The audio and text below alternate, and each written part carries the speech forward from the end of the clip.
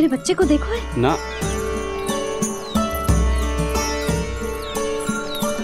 काकी, मेरे बच्चे को देखो है। नहीं नहीं।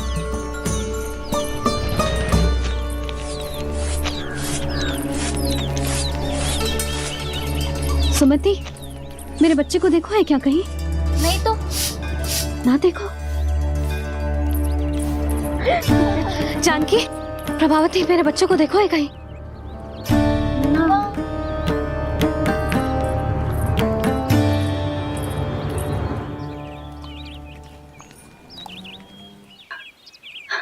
कहाँ है तू? देख, तेरी मैया कितनी चिंतित हो रही है, और तू है कि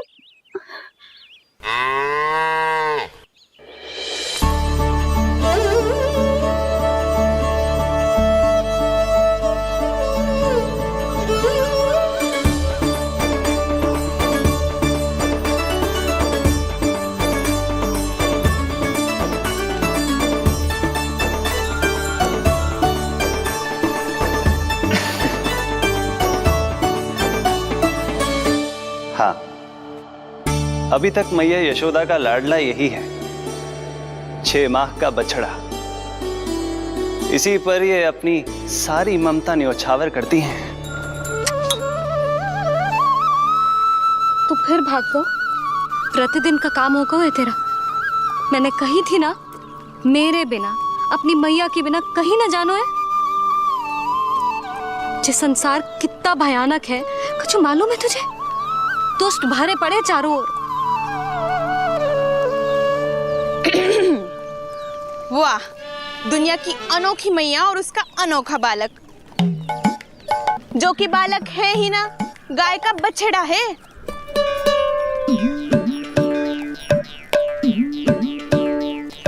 सुलक्षणा, तुम्हारी जे दशा कौन ने की? और कौन ने? जे तुम्हारे सपूत ने कूद फाद के मेरे पूरे बगीचे का सत्यानाश कर दो है। मेरा रामू ऐसा कर ही ना सकता। जे क्यों आएगा तुम्हारे बगीचे में? रंग बिरंगे फूलों के लिए। फूलों के लिए? हाँ, जीप लपलपाती है इसकी मेरे फूलों के लिए। सुबह सुबह भाग के आ जाता है इन्हें खाने के लिए। फूल खाने? सुलक्षणा, तुम्हें कछु वहम हुआ है। जे मेरा रामू है, जे फूल वूल क्यों खाएगो भला? अच्छा, तो फिर आप ही इसका मुंह खोलो और स्वयं देख लियो। हाँ तो ठीक है, असत्य के पैर ना होते जो अभी सिद्ध हो जाएगा। रामू, मुंह खोल के दिखा। मैया की कहीं मानते हैं ना, मुंह खोल। रामू, सुलक्षणा चाची को दिखा दे कि तूने उनके फूल ना खाए। चल मुंह खोल, मुंह खोल।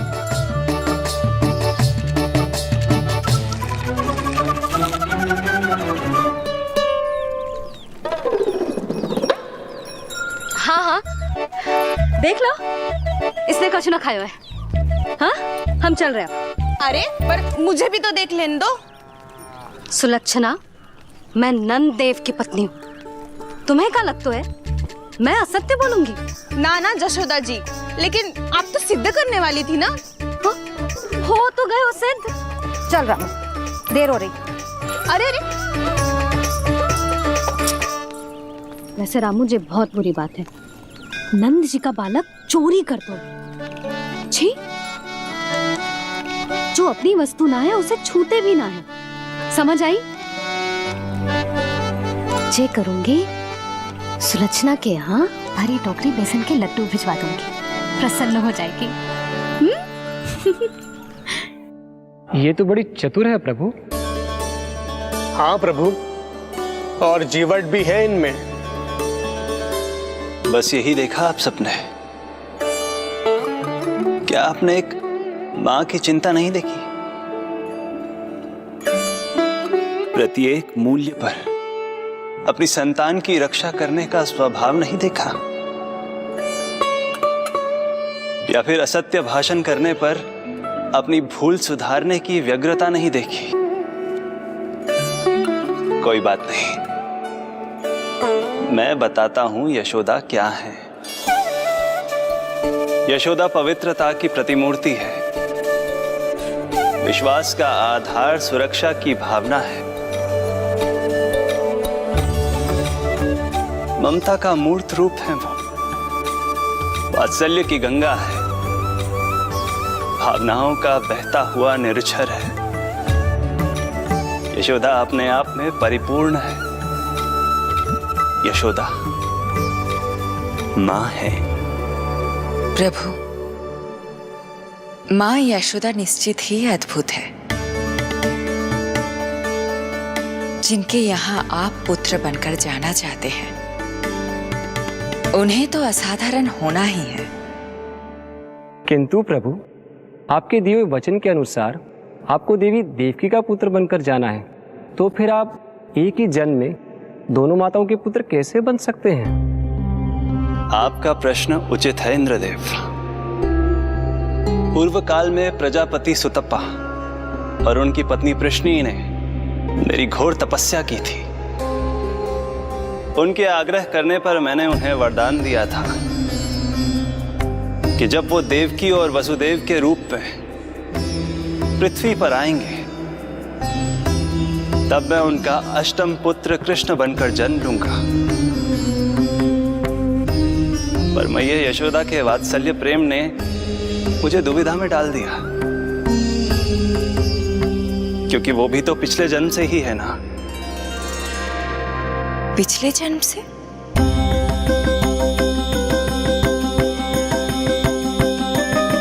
पिछले जन्म में मैया यशोदा 8 वसुओं में से एक श्री द्रोण की पत्नी धरा थी।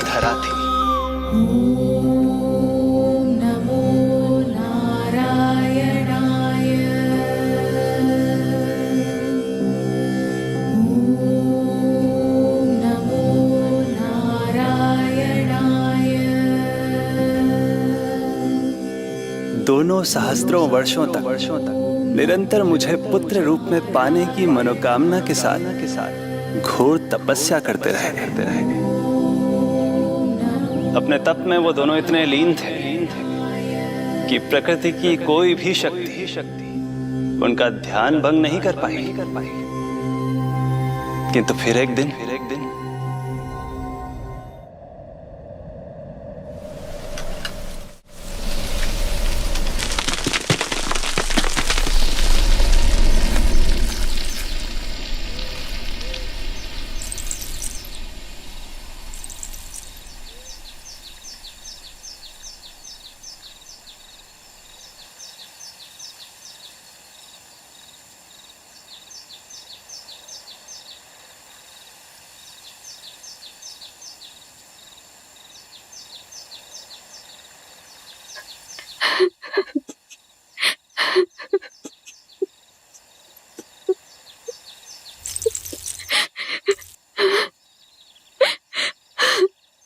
हमारे भक्ति में ऐसी क्या कमी रह गई प्रभु कि अभी तक आपके दर्शन का सौभाग्य नहीं मिला। अब तो सैकड़ों वर्ष बीत गए हैं आपका सुमिरन करते हुए।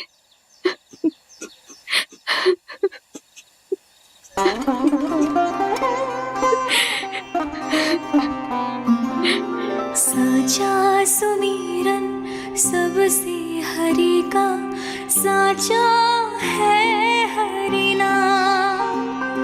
साचा सुमिरन सबसे हरि का, साचा है हरि नाम। जिनकी कृपा से बन जाते हैं सबके बिगड़े काम, सबके बिगड़े काम। साचा सुमिरन सबसे हरि का, साचा है हरि नाम। आतुर है आंचल का उपवन, सुनने को पैजनिया छुन छुन। मधुर मधुर तुतलाती बोली, खेले संग संग आँख में चोली। मेरे मुख पे भी दे दो प्रभु ममता भरी मुस्कान।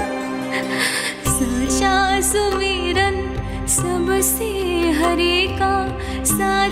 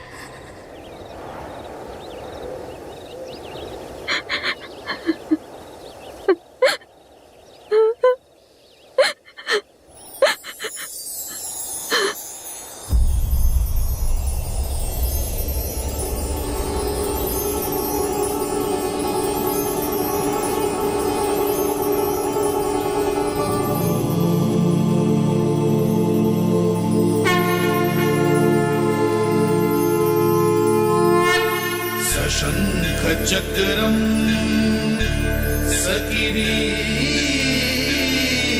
कुंडलम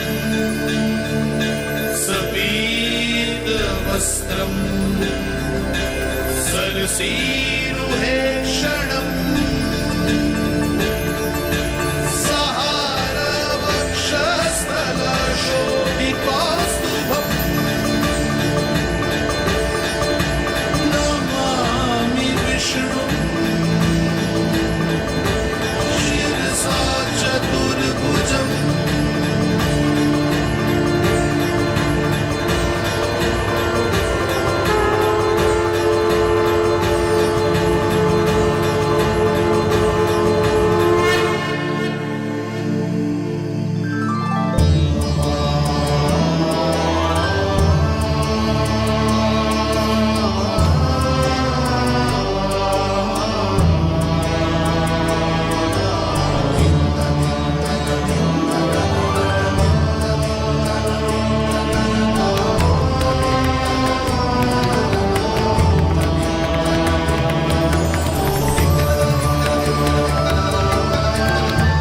कहिए कहिए, क्या वरदान पाना चाहते हैं आप? प्रभु, हम आपकी सेवा करना चाहते हैं, परंतु भक्त की भांति नहीं, अभी तो माता पिता के समान। आपका एक पुत्र के रूप में पालन पोषण करें। आप हमें माँ पिता के भांति प्रेम दें और हम आप पर अपनी ममता न्योछावर कर सकें। बस इतनी ही इच्छा है प्रभु। आपकी इच्छा पूर्ण होगी। मैं आपकी संतान के रूप में अवश्य आऊंगा, किंतु उसके लिए आपको मेरे अगले अवतार के बाद एक और अवतार की प्रतीक्षा करनी होगी, क्योंकि अगले जन्म के लिए मैं पहले ही ये वरदान माता देवकी को दे चुका हूँ। प्रभु, किसी भी जन्म में आपको अपने पुत्र के रूप में पाना मेरा सौभाग्य होगा, किंतु मेरी ममता मेरे वश में नहीं है प्रभु। आप साक्षात मेरे सामने खड़े हैं, किंतु मेरे नेत्र आपके इस दिव्य चतुर्भुज रूप को नहीं देख पा रहे। इन्हें तो आप अभी से बाल रूप में दिखाई दे रहे हैं। मेरे भीतर उमड़ती ममता की ज्वार का अनुभव कीजिए प्रभु। केवल कल्पना मात्र से मेरा वक्षस्थल दूध से भराया है। ये गोद तरसने लगी है, मन अभी से लोरियां गाने लगा है। मेरे इस अनुरोध को स्वीकार कीजिए प्रभु, कृपा करें। इस माँ से और प्रतीक्षा ना करवाए प्रभु, और प्रतीक्षा ना करवाए। उस पल माता धरा की ममता भरी भक्ति और प्रेम भाव को देखकर मेरे मुख से भी वो शब्द निकल ही पड़ा जिसे एक बच्चा पहली बार बोलना सीखता है, माँ माँ माँ माँ। अब ये प्रतीक्षा केवल आपकी ही नहीं, मेरी भी होगी, मेरी भी होगी, मेरी। मैं भी तरसूंगा आपका पुत्र बनने के लिए, पुत्र बनने के लिए। इस समय मैं विवश हूँ, समय मैं विवश हूँ, समय मैं विवश हूँ, किंतु मैं आपको वचन देता हूँ, आपको वचन देता हूँ, आपको वचन देता हूँ, मैं आपकी संतान बनकर अवश्य आऊंगा, मैं अवश्य आऊंगा, मैं अवश्य आऊंगा। प्रभु,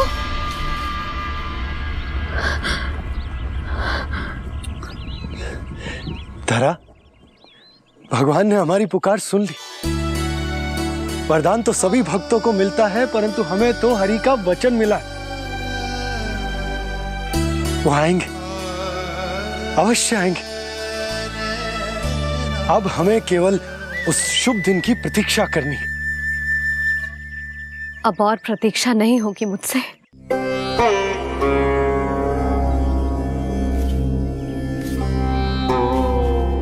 हमने सहस्त्रों वर्षों तक तपस्या की, ये समझ लो कि वो तपस्या अभी शेष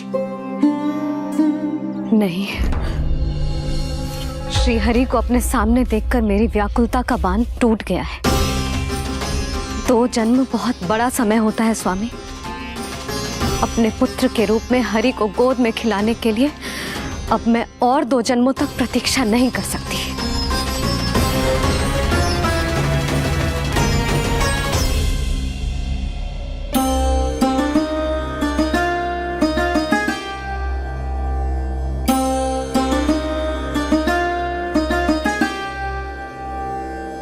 व्यर्थ हरि बिन जग ये सारा, व्यर्थ हरि बिन जीवन धारा। पूजन वंदन व्यर्थ हरि बिन, व्यर्थ धरार जीवन धारा।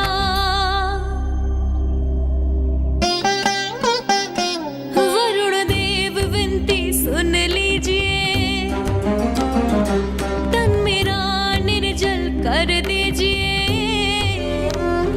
हरि के बिन सारा जल तन का सागर सा हो गया है खारा। प्रभु, माता धरा की तपस्या का तेज अत्यधिक है। प्रकृति के पंचतत्व, 5 महाभूत इनकी पुकार सुनने के लिए विवश है।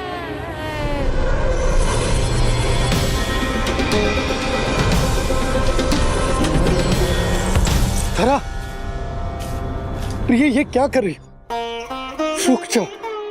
जठराग्नि सब दूर ये कर दो, अग्नि देव मेरे ताप को हर लो। माता जो वंचित ममता से, जग में नहीं उसको कुछ प्यारा।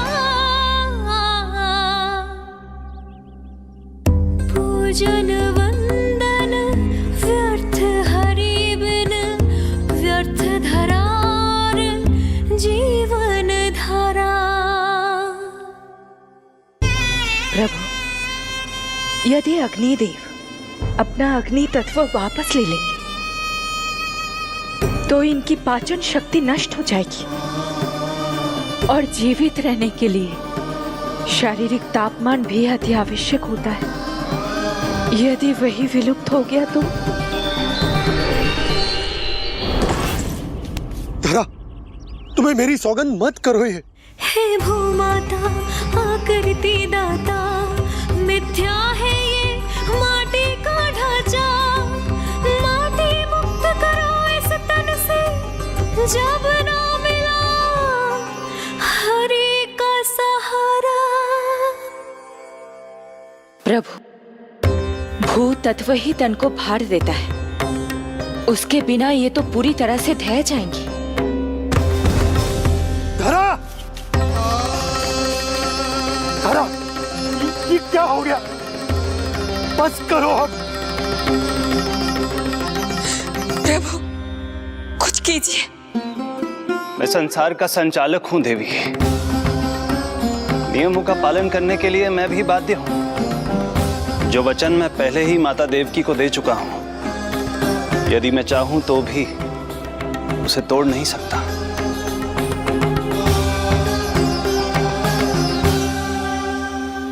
सुख लो आयु सब तन की, आस है जमुना शेष है मन की। वायु देव कृपा करो अब ये, रोक दो इन श्वासों की धारा।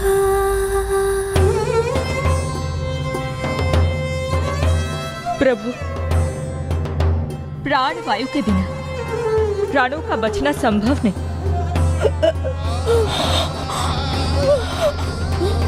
धरा, धरा, धरा, धरा, बस करो अब। क्या तुम अपनी सुध-बुध खो चुकी हो? तुम्हारे प्राणों में मेरे भी प्राण बसते हैं प्रिय। रुक जाओ। हे आकाश देव, तुमको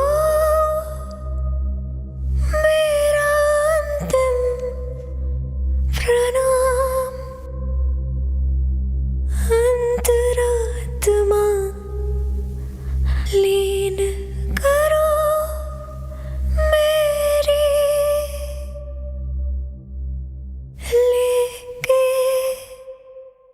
श्री हरि का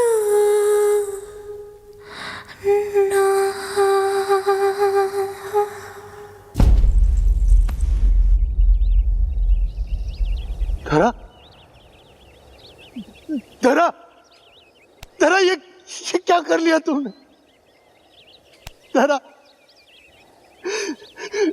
कोई है, कोई है, सहायता कीजिए। धरा, जल, धरा, तुम चिंता मत करना, मैं यही हूं, मैं 2 क्षण में जल लेकर आता हूं।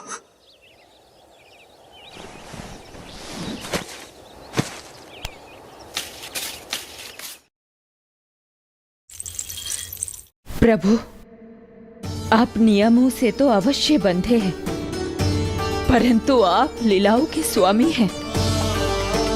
कोई तो उपाय निकालिए।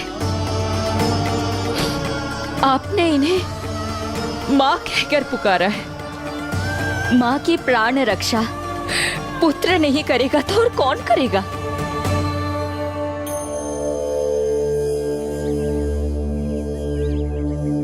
प्रेम ना जिसकी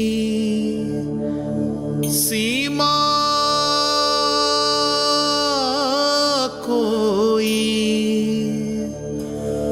ना कोई आया माँ की ममता के आगे विवश हुए भगवान, विवश हुए भगवान।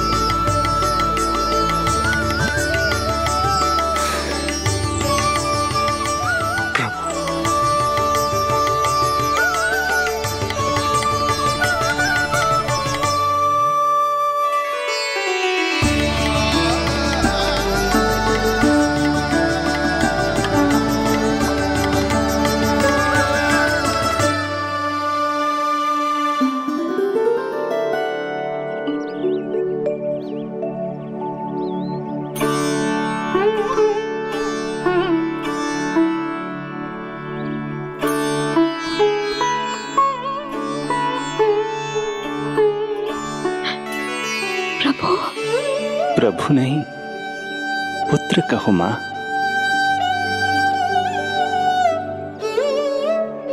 पुत्र, मेरा पुत्र, मेरा पुत्र।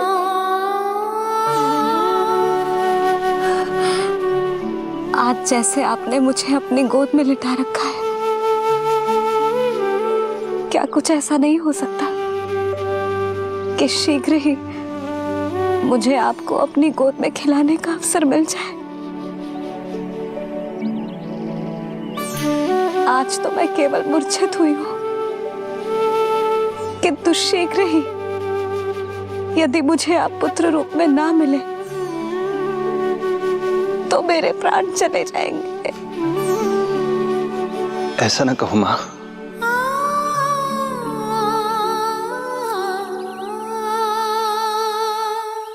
माता देवकी को मैं पहले ही वचन दे चुका हूं, इसलिए विधि के विधान के अनुसार मुझे उन्हीं का पुत्र बनकर जन्म लेना होगा।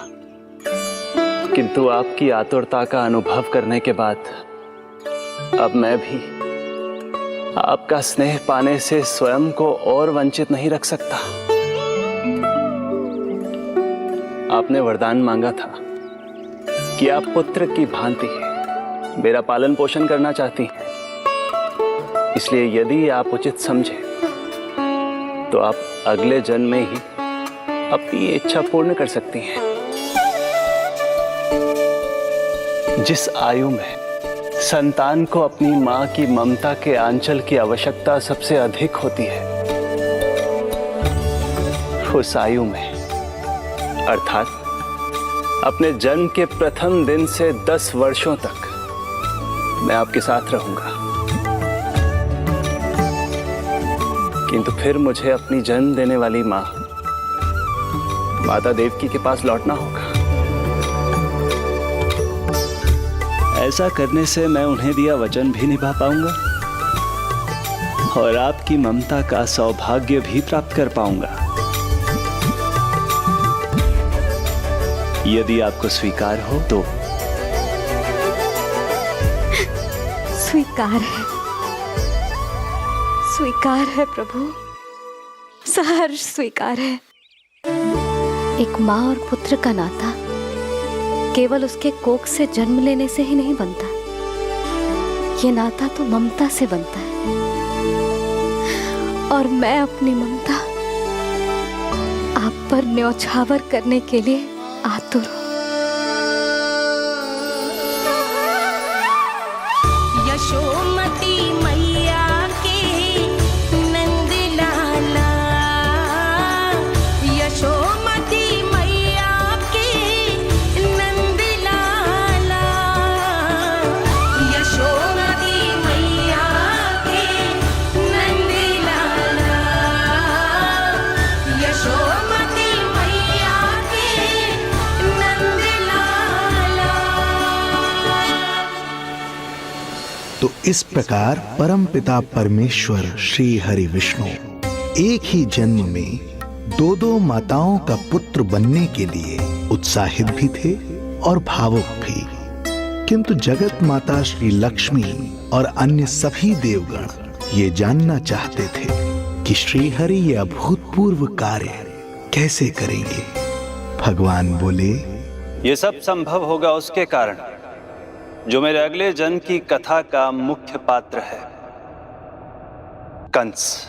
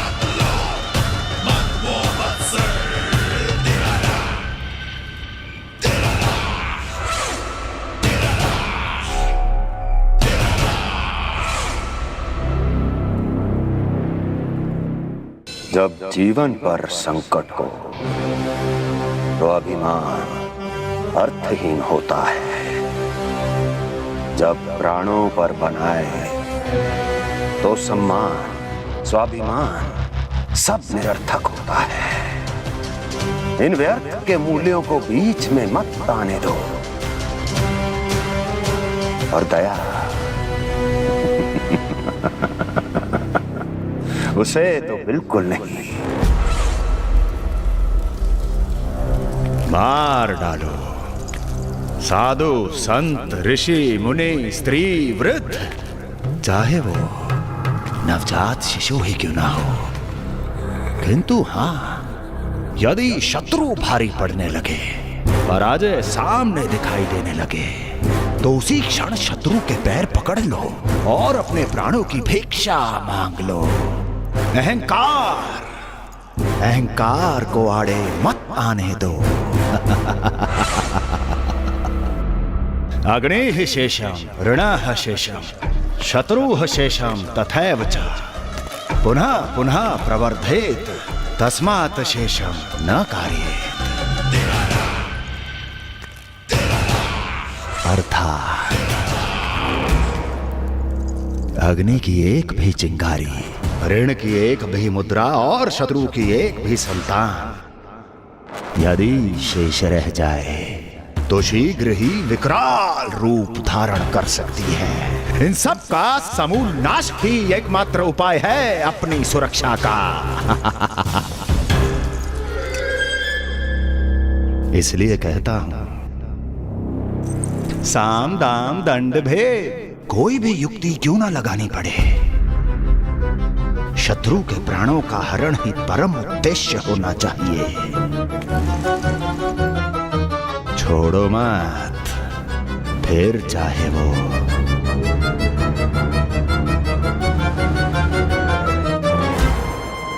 विष्णु ही क्यों ना हो।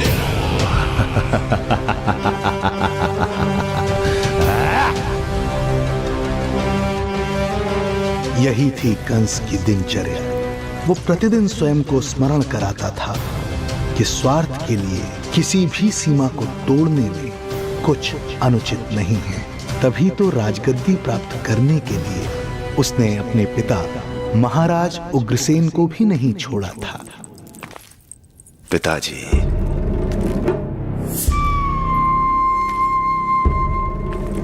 हो सके तो मुझे क्षमा कर दीजिएगा। कल्पना भी नहीं की थी कि मैं आपके साथ ऐसा व्यवहार करूंगा। आपको प्रतीत हो रहा होगा कि मैं क्रूर हूं, स्वार्थ में अंधा हो गया हूं, किंतु मैं विवश हूं।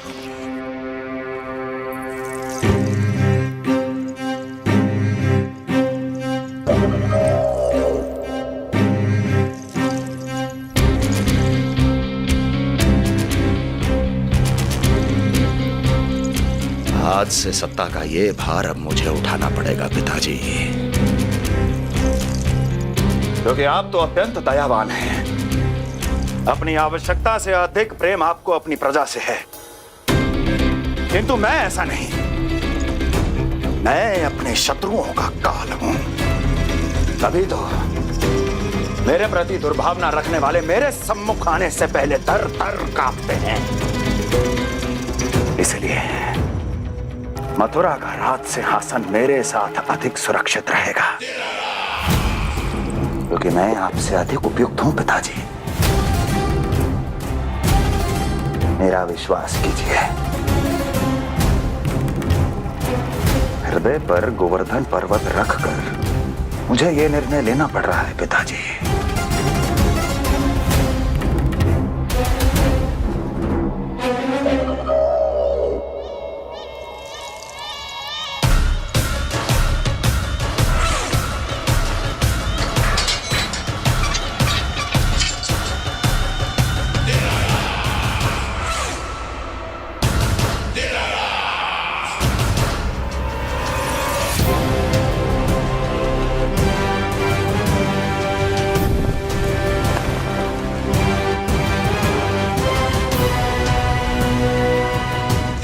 चाबी यमुना में फेंक देना। कोई कितना भी क्रूर, कठोर राक्षस ही क्यों ना हो, किसी न किसी के लिए उसके हृदय में भी प्रेम उपजता ही है। कंस भी इस नियम का अपवाद नहीं था। इस संसार में एक जीवात्मा ऐसी भी थी जिसे वो स्वयं से भी अधिक स्नेह करता था, और वो थी उसकी लाडली बहन देवकी।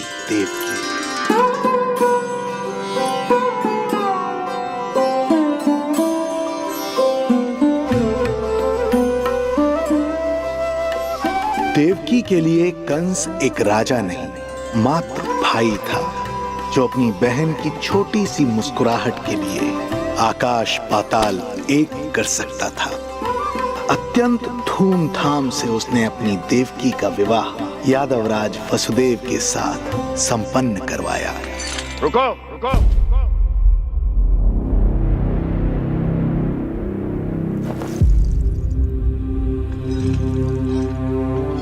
ये आप क्या कर रहे हैं? आप मथुरा नरेश हैं? नहीं कुंवर जी,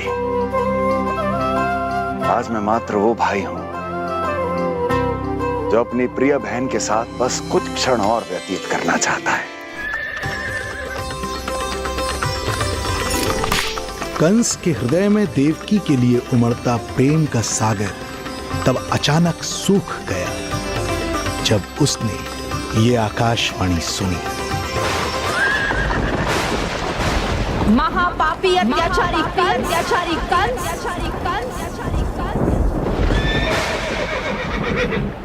जिस देवकी को तू इतने प्रेम से ससुराल ले जा रहा है, वही तेरे अंत में सहायक होगी। तेरा काल तेरी प्रिय बहन के गर्भ से उसकी 8वीं संतान बनकर जन्म लेगा और तेरा विनाश करेगा।